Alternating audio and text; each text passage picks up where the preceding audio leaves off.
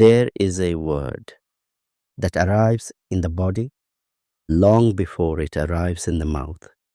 It is not always spoken, it is not always conscious, but it is unmistakable. No, not as a decision, not as defiance, but as a neurological event. This episode is about that moment, the split second between a demand being heard and a body deciding it cannot go on. Hello and welcome back to the William Gomes Podcast. I am William Gomes and I'm grateful to have you here. When a demand is heard, something happens faster than thought. The nervous system does not first ask, what is being asked of me? It asks, what does this mean for my safety? This appraisal happens instantly, automatically, below awareness. And if the answer, even faintly, is threat, the body moves. At that point, choice has already narrowed. What follows is not reasoning. It is response. The nervous system has a limited but powerful set of pathways it can take under threat. They are not strategies, they are reflexes. One body may move into fight. Muscles tighten, the jaw sets, the voice sharpens. Words come out fast, loud, absolute. Another body may move into flight, avoidance, delay, escape physically or mentally. Another body freezes, stillness, silence, a sudden blankness where skills were moments ago, and sometimes the system collapses, energy drains away, the body relinquishes the effort of holding itself together. From the outside, these responses look wildly different. From the inside, they all come from the same place. Threat, what matters here is that none of these states are chosen. They are selected by the nervous system in the service of survival. Now, let us return to Leo. Imagine him again, this time not in the classroom itself, but in the moment just before everything tips. A simple request is made. Come on, Leo, just start your work.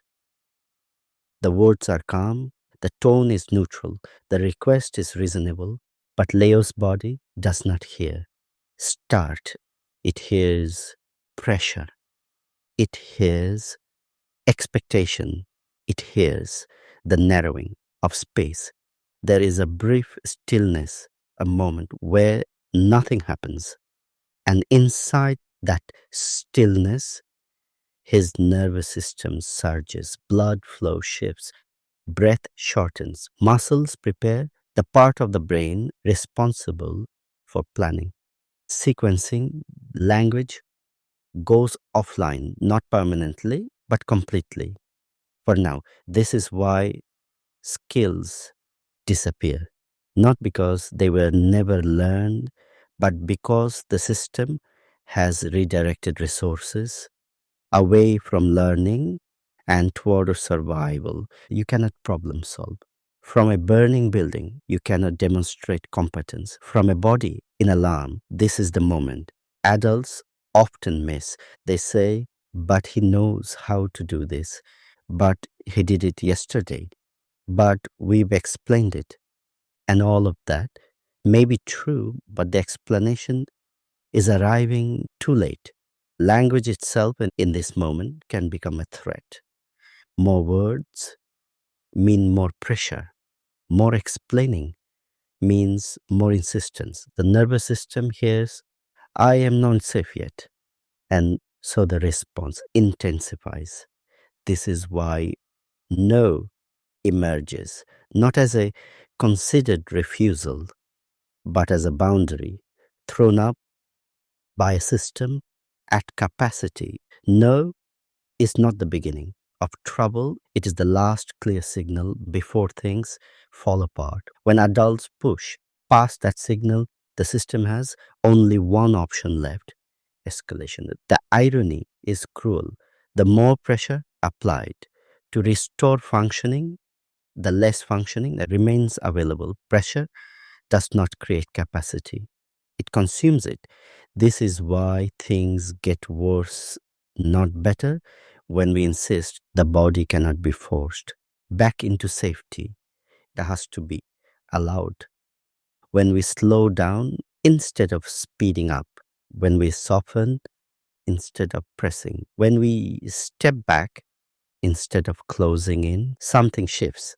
The nervous system notices the absence of threat before it notices help, and gradually, sometimes very gradually, capacity returns, language comes back online, movement becomes possible, skills reappear, not because they were taught again, but because the body is safe enough to access them. Why does this matter?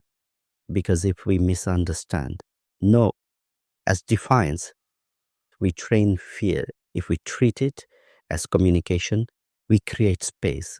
This episode is not about eliminating no, it is about understanding it as the nervous system's way of saying this is too much, too fast, too close. And when we listen to that message, rather than override it, we do not lose authority. We gain trust. We do not lose learning. We protect it. And we remember something deeply important: behavior does not fail first, safety does. Thank you for listening. This is the William Gomes Podcast. Take care of yourself, stay curious. And if you found this episode helpful, you're very welcome to follow, share, leave a comment or a rating. I'll speak with you again soon.